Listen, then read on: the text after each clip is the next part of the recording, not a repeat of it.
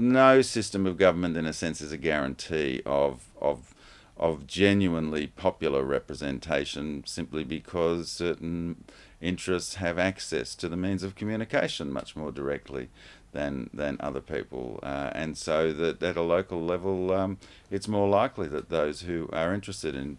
putting in high-rise development, for example, have access to means of communication which will convince people that it'll create jobs, and in an environment where jobs are needed, then that sounds pretty good. But we do know, and there are many examples to support it,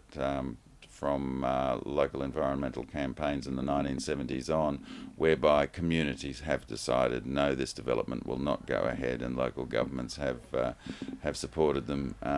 and so there is always that possibility.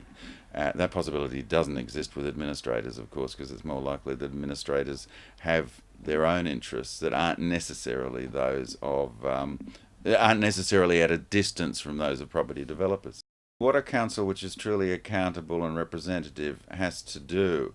is not simply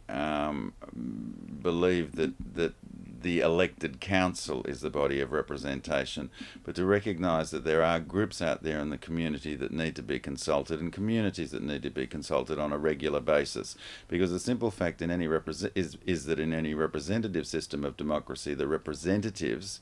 become distanced to some degree from those that they are meant to represent. Now there are many good representatives who guard against that, who consult regularly, but the system as a whole needs to consult regularly and recognise that democracy is not about simply representing people,